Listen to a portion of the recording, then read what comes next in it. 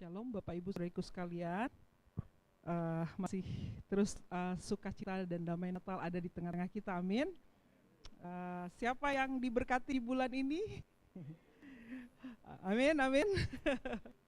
Walaupun memang tidak mudah ya melewati tahun ini, juga kita merasakan bahwa ada kesulitan yang terjadi di bangsa kita ya, bencana alam yang menimpa daripada masyarakat Indonesia di bagian utara ya, Aceh, Sumbar, Sibolga, Sumatera Utara. Dan mereka mungkin tidak seperti kita bisa merayakan Natal dengan keadaan yang nyaman dan masih bisa makan dengan baik begitu. Tapi saya rindu untuk Bapak Ibu Saudaraku sekalian di tempat ini terus mendoakan mereka, terus menjadi saluran berkat juga. Mungkin kalau ada bantuan-bantuan yang disampaikan, mungkin kita bisa juga bersinergi dengan lembaga ataupun gereja ya. Tapi tolong doakan, kita percaya bahwa bencana alam walaupun itu yang buruk sekalipun, Tuhan masih punya rencana bagi bangsa kita, amin. Agar kabar baik bisa sampai kepada seluruh suku-suku bangsa. Hari ini saya mau membagikan firman Tuhan karena temanya masih Natal di bulan ini ya. Bukan karena kita sudah merayakan Natal pada tanggal 14 kemarin, bukan berarti sudah selesai ya, tapi hari ini masih dalam masa Natal ya. Jadi saya sangat diberkati dengan firman Tuhan di dalam Matius 2 ayat 1-12 yang saya renungkan sebenarnya sudah 2 minggu.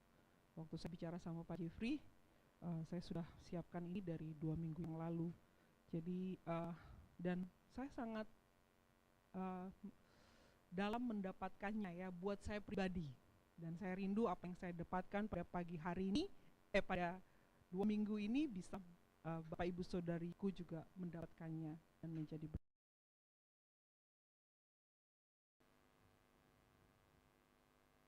Coba supaya nggak tegang, beri salam kanan kirinya, senang berada di rumah Tuhan. Senang berada di rumah Tuhan ya. Oke, amin. Oke,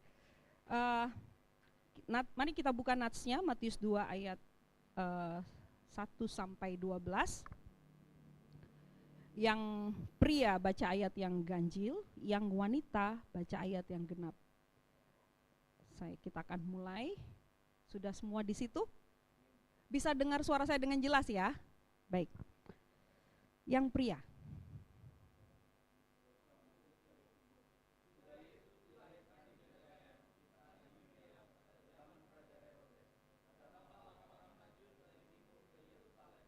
Dan bertanya-tanya, di manakah dia, raja orang Yahudi yang baru dilahirkan itu? Kami telah melihat bintangnya di timur, dan kami datang untuk menyembah dia.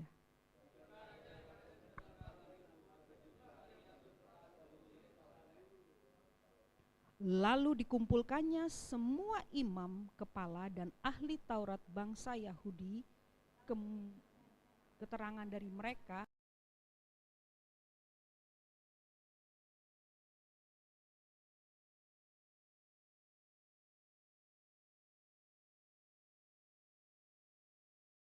tanah Yudea, engkau sekali-sekali bukanlah yang terkecil di antara pemimpin Yehuda. Karena dari engkaulah akan bangkit seorang pemimpin yang akan menggembalakan umatku Israel.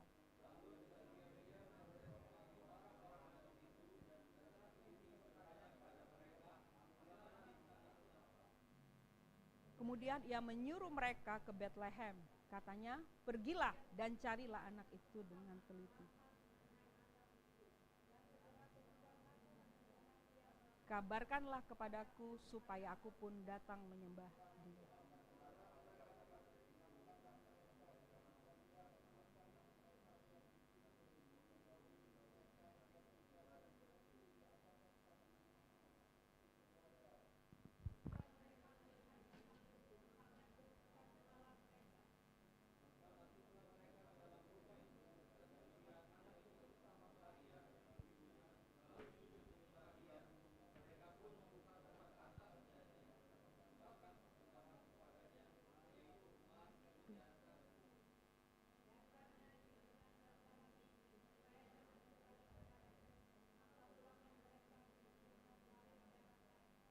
Amin.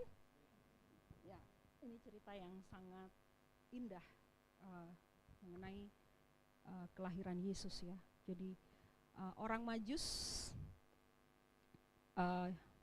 dari timur datang menuju Yerusalem ke Bethlehem untuk berjumpa Yesus ya. Kenapa? Tes. Bisa kedengeran? Baik. Jadi orang Majus ya. Kalau di ayat 2 dikatakan dan orang Majus ini datang dari timur.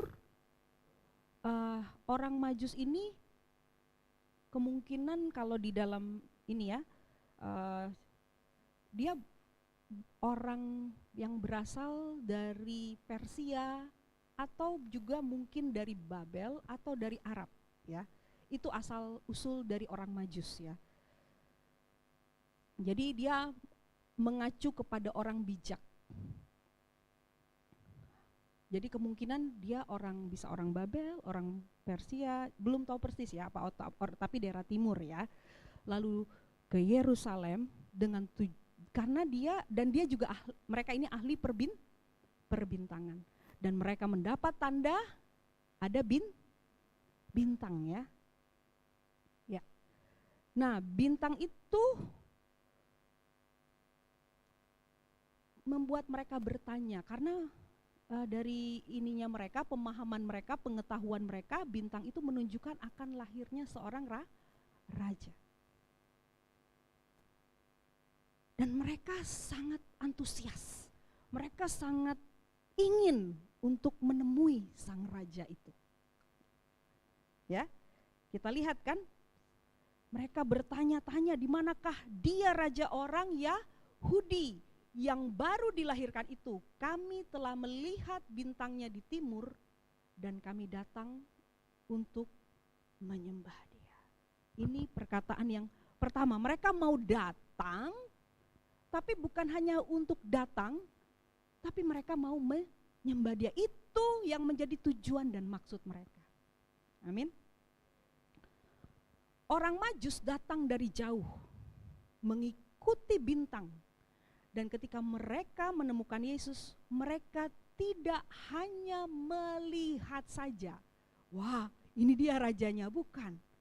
Tapi mereka menyembah Yesus.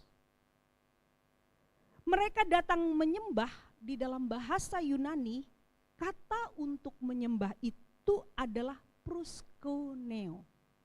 Apa? Proskuneo, artinya sujud. Menyembah, sujud itu begini ya, berlutut ya, di dalam pemujaan dan penyembahan kepada Allah yang ilahi. Berarti kusuk enggak? Kusuk, dia benar-benar memuja, menyembah Yesus adalah Raja. Mereka tahu bahwa ini bukan sekedar raja biasa. Sang raja yang ilahi, pribadi yang ilahi yang patut disembah. Amin. Yang hari ini kita, saya dan Bapak Ibu Saudara juga percaya kepada dia dan menyembah dia. Amin. Baik.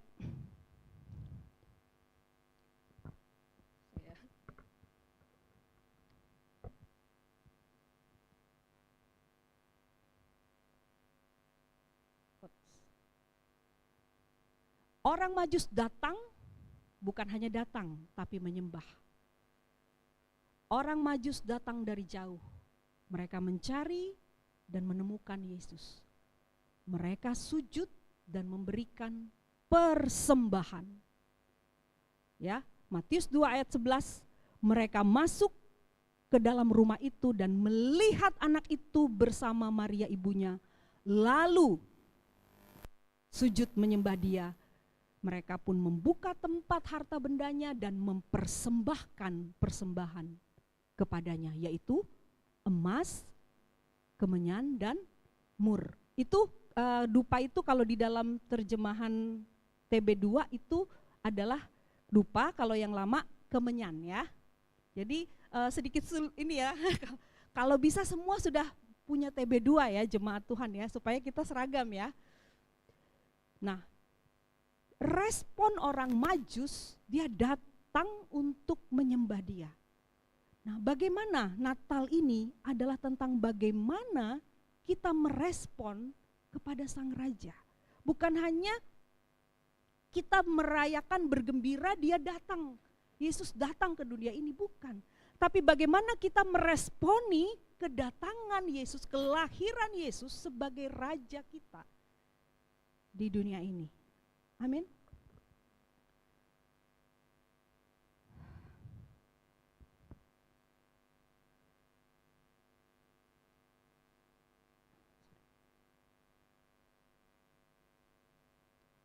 Saya mau menceritakan satu cerita di abad pertengahan. Ada seorang raja yang mengadakan pesta yang besar. Para tamu undangan yang para bangsawan, para raja-raja yang diundang memberikan hadiah yang mewah bagi raja. Biasa ya, kalau kita diundang kan begitu, pasti mungkin harta, emas, perak, permata. Kalau pada zaman dulu kalau takluk kerajaan itu dia bawa upeti, betul? Raja Daud dengan kerajaan-kerajaan yang ditaklukkan, kerajaan-kerajaan itu membawa upeti, membawa harta yang berharga ke hadapan raja sebagai hadiah. Nah, tetapi ada seorang petani yang miskin datang menghadap raja. Raja, maaf, saya tidak bisa datang dengan harta, dengan kekayaan, yang dengan hadiah. Saya nggak bisa bawa apa-apa. Itu seharusnya berdiri ya orang itu ya. Tapi dia berdiri di depan raja dan berkata dengan gemetar, "Tapi Tuanku Raja, aku mungkin tidak bawa emas dan perak, tapi aku membawa satu hal, yaitu kesetiaanku dan hidupku. Jika Tuanku berkenan, aku mau menjadi hamba-Mu." Raja itu bangkit dari tahtanya dan berkata, "Engkau tidak memberi yang termurah, engkau memberikan yang paling berharga, yaitu dirimu." Amin. Dia mungkin gak berikan perak emasnya, tapi dirinya, hidupnya dia berikan untuk menjadi hamba bagi raja itu. Artinya apa? Semuanya ya, segalanya diberikan kepada raja.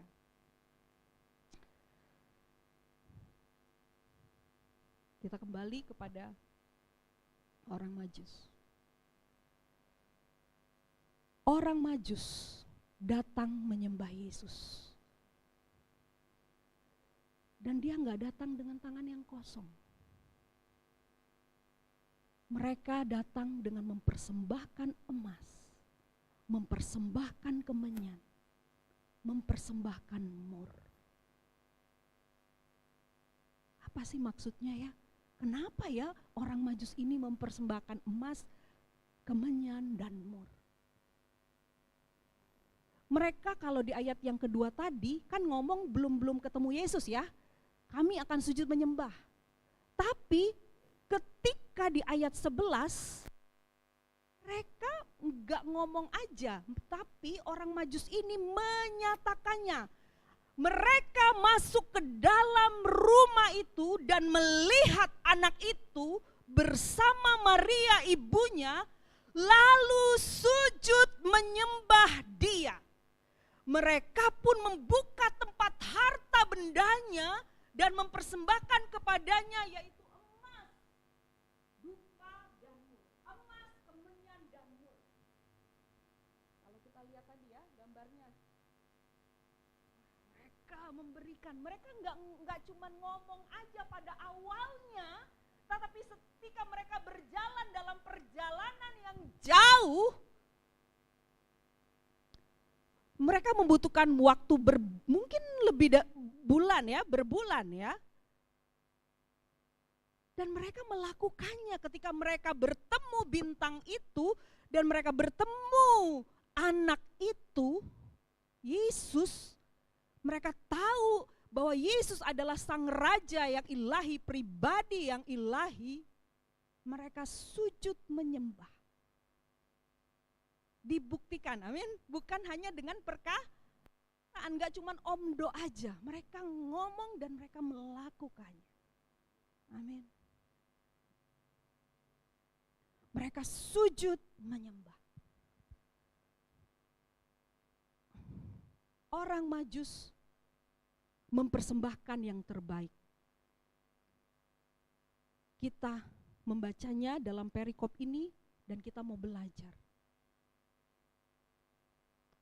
Mereka mempersembahkan emas, kemenyan, mur, itu adalah gambaran penyembahan yang sejati. Jadi penyembahan yang sejati itu seperti apa? Emas itu berarti kita menyerahkan harta kita, kekuasaan kita kepada sang raja. Emas biasanya diberikan kepada seorang raja oleh kerajaan-kerajaan lain karena di bawah kekuasaan dia. Ya, kerajaan itu di bawah kekuasaan dia. Jadi mereka hormat, mereka tahu otoritasnya raja dan mereka memberikan harta mereka kepada raja itu. Dengan memberikan emas, orang Majus mengakui otoritas Yesus.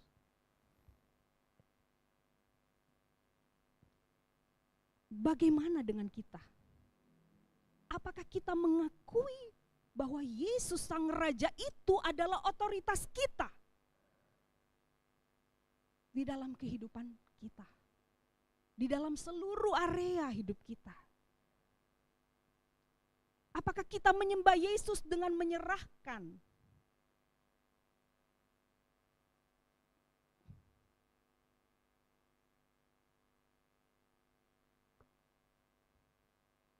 prioritas kita, ambisi kita, kepemilikan kita kepada Dia, sang raja?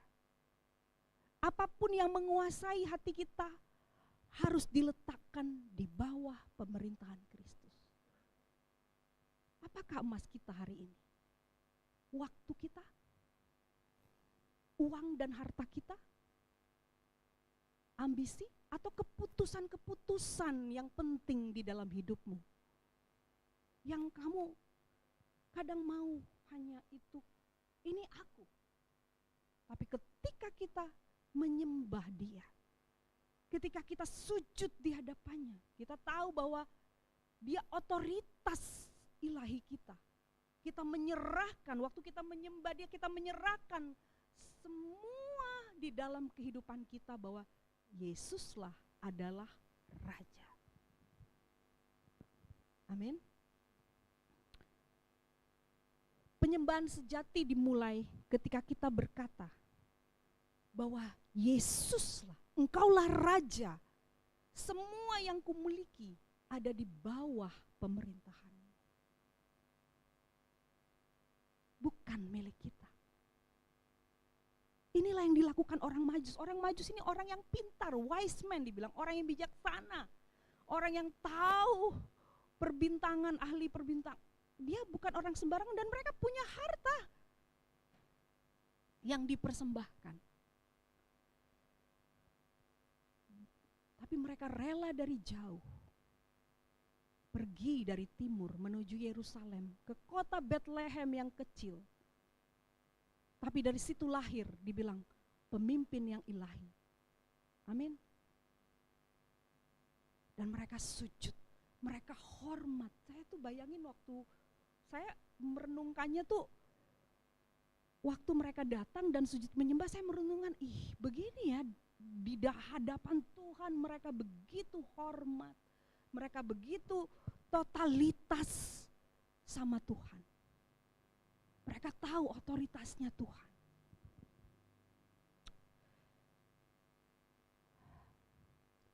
Beda dengan Herodes ya. Kalau kita lihat Herodes, coba Bapak Ibu lihat di ayat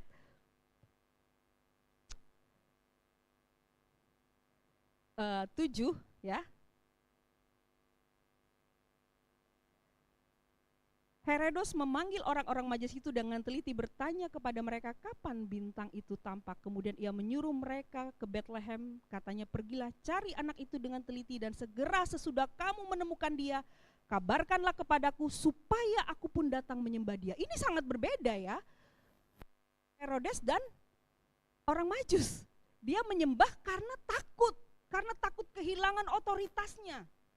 Ya. Herodes mewakili dunia yang tidak mau takluk kepada Kristus. Menyembah, dia bilang aku mau menyembah dia, tapi tidak dibuktikan ya. Hanya omongan saja. Herodes mewakili dunia. Dia merasa terancam otoritasnya karena Yesus Raja datang ke dunia. Apakah emas kita hari ini? Waktu kita, uang, dan harta, tenagamu, ambisi, keputusan hidup.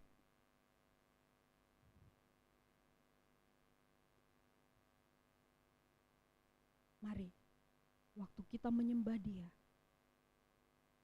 kita menyerahkan yang paling berharga kepada Sang Raja, kepada Yesus Kristus, Tuhan kita.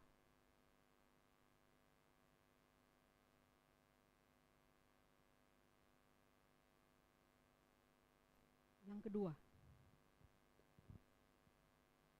menyerahkan ibadah dan kedekatan hidup kepada Allah. Orang Majus membawa kemenyan. Kemenyan adalah menyerahkan ibadah kita, kedekatan hidup kita kepada Allah. Kemenyan pada saat itu digunakan di bait Allah. Untuk apa? Ya, aroma yang mengharum melambangkan doa, penyembahan dan hubungan dengan Allah. Kristus adalah imam. Dalam kehidupan kita, menyembah Yesus berarti kita memberikan hubungan kita kepada Dia, satu-satunya Tuhan kita. Bukan karena formalitas, bukan karena rutinitas kita ke gereja, atau rutinitas kita kersel, ataupun ada ibadah doa, bukan. Tapi sesuatu yang lebih daripada itu, bagaimana kita membangun kehidupan doa kita setiap hari.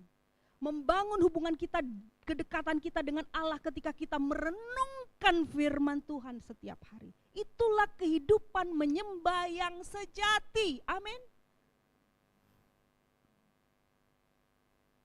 Bergaul intim dengan Tuhan. Seorang sepasang suami istri, dia punya hubungan yang intim. Mereka dalam.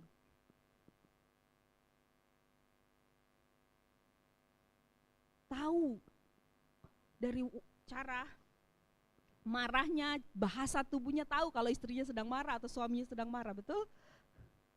Dekat, hubungan yang engage, yang intim, yang dekat sekali.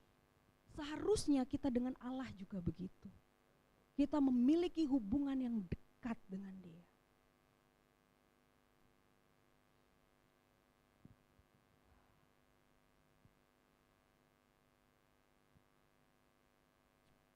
Mempersembahkan kemenyan ketika kita mengutamakan doa di dalam kehidupan kita. Bagaimana dengan doamu? Apakah engkau cuma melapor, Tuhan berkati makanan ini, Tuhan berkati kuliahku, Tuhan berkati keluargaku. Hanya itu, habis itu selesai.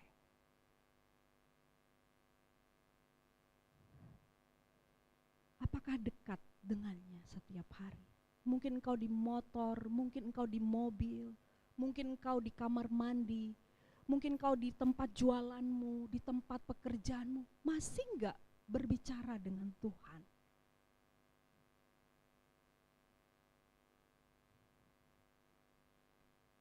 Kemenyan berbicara tentang hubungan dengan Allah, hidup di dalam kekudusannya, sebagai bau harum yang menyenangkan Tuhan. Atau kita mengizinkan pikiran-pikiran yang kotor masuk ketika engkau menonton HP-mu.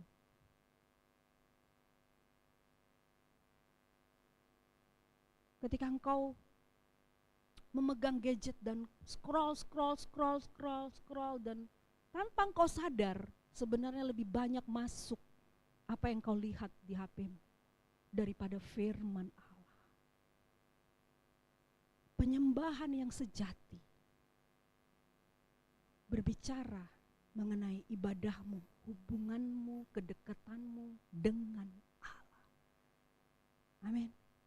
Raja Daud berkata, lebih baik aku 1 hari di pelataranmu daripada 1000 hari di tempat lain. Mengapa Raja Daud bicara seperti itu? Karena kalau di tempat yang lain pasti banyak yang masuk kalau lebih banyak di tempat lain ya. Porsinya. Kita bisa habiskan waktu, ngobrol bisa, kalau ngobrol sama temen, nongkrong bisa ya 2 jam, 3 jam.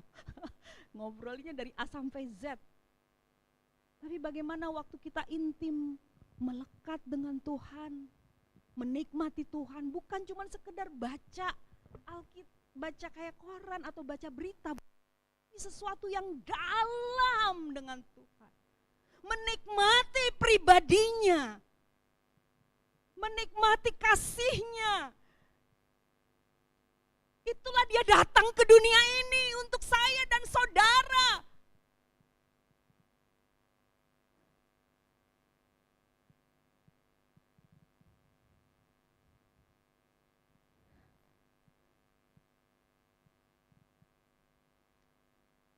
Penyembahan sejati terjadi ketika hubungan kita dengan Kristus itu menjadi bau yang harum dari kehidupan kita sehari-hari. Amin. Jadi bukan hanya hari Minggu, bukan hanya pas kelompok sel saja kayaknya luar biasa, semangat. Tapi bagaimana engkau menjalani hari-hari, apakah engkau hidup di dalam penyembahanmu? Ketika situasi tidak enak, ketika keadaan tidak seperti yang kita harapkan, apakah kita intim dekat dengan Tuhan?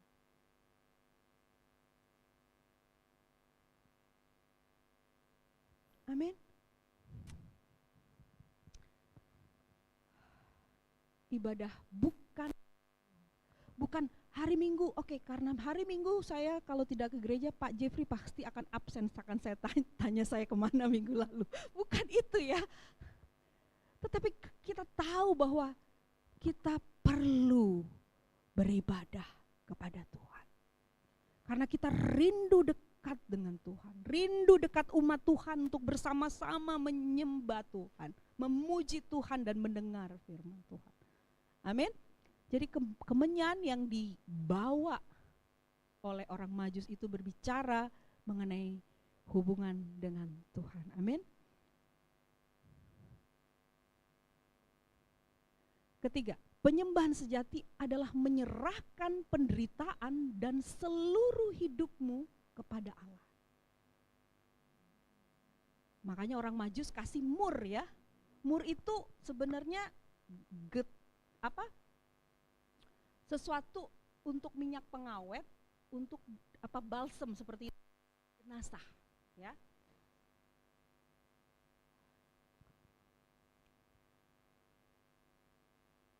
Mur menunjuk kepada penderitaan.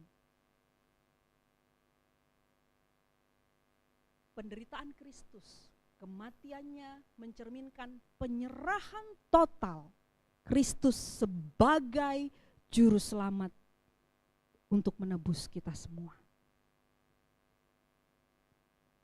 Waktu kita menyerahkan penderitaan kita kepada Tuhan,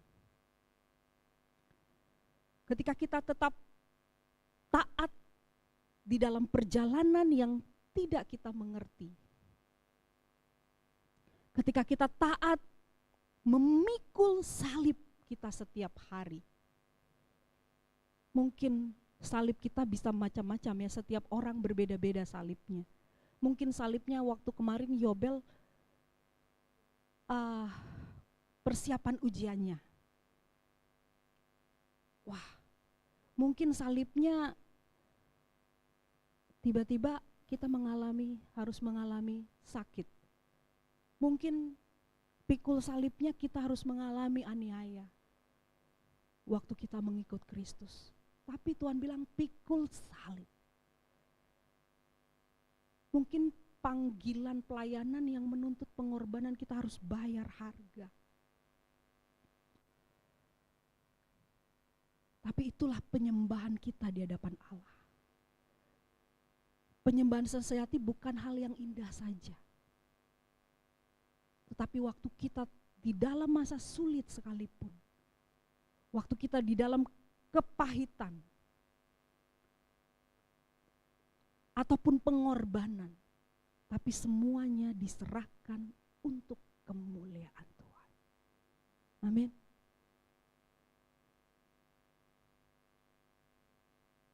Semuanya.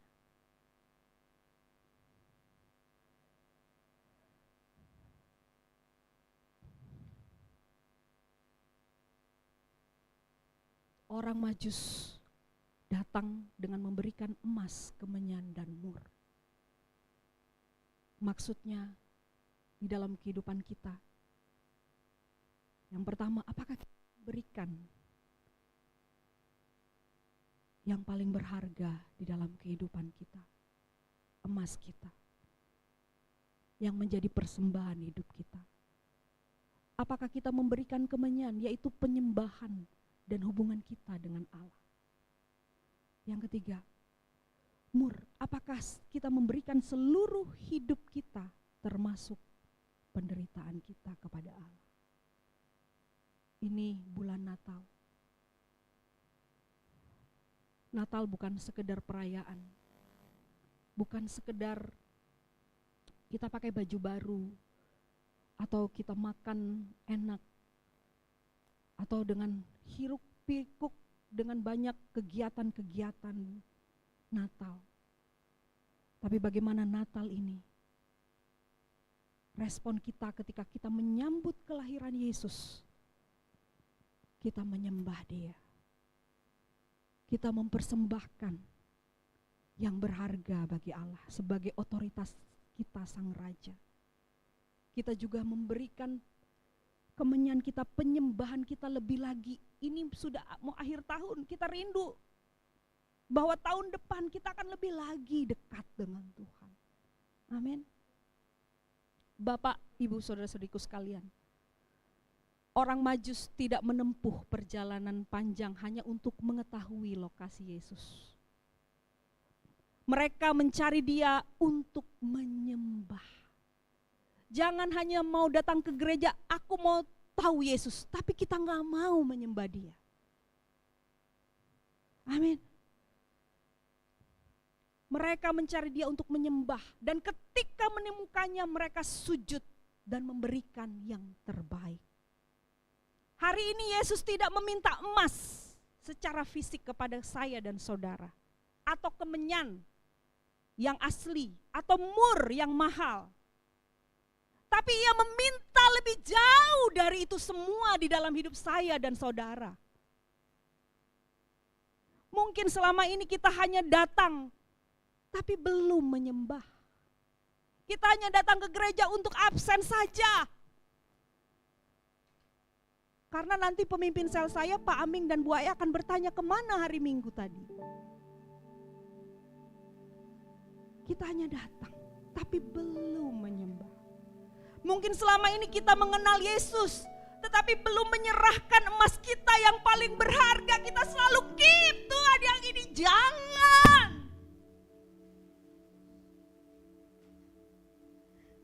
Kita tarik menarik sama Tuhan. Tapi Tuhan mau kita menyembah Dia, menyerahkan semuanya di dalam otoritasnya. Ini Tuhan ambil, ini Tuhan aku serahkan sama Engkau.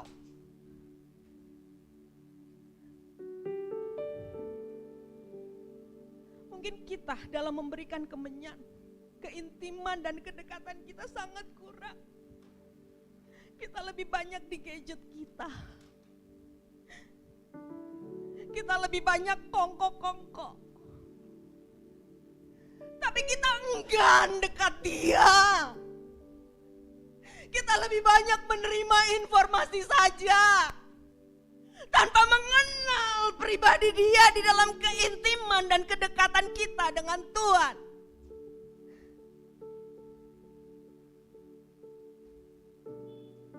Dan belum mempersembahkan mur kita. Kadang kita menahan.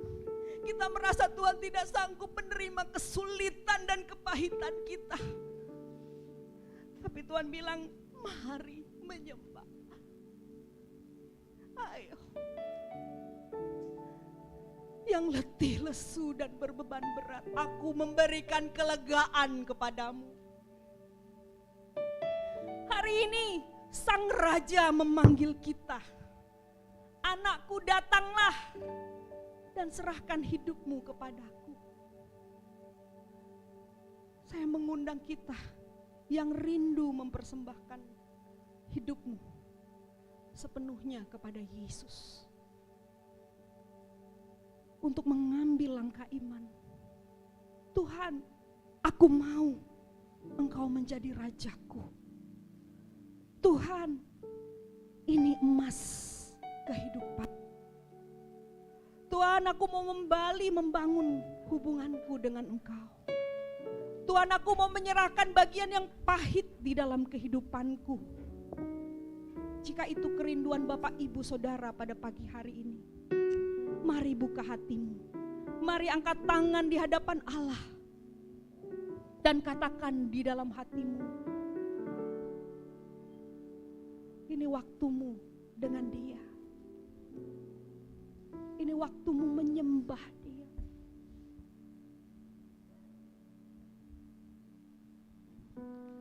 Jesus. Yesus, katakan, Yesus, Engkaulah Rajaku. Hari ini ku persembahkan seluruh hidupku sebagai emas, kemenyan, dan mur bagimu. Biarlah momen Natal ini menjadi awal perjalanan yang baru bagi kami. Perjalanan pulang melalui jalan lain ketika orang Majus. Tuhan berbicara di dalam mimpinya untuk tidak pulang melalui jalan yang sebelumnya kepada jalan yang lain. Orang Majus bertemu Sang Raja, Yesus Kristus, dan tidak akan pernah sama lagi. Saya dan saudara bertemu dengan Kristus, dan kita tidak pernah sama lagi. Amin. Thank you Holy Spirit. Mungkin puji-pujian mengambil penyembahan lagu naikkan. Bapak Ibu, ini antara Bapak Ibu, saudara-saudaraku dengan Tuhan. Ambil waktu, renungkan dalam 1 tahun ini, dan ini mengakhiri akhir tahun.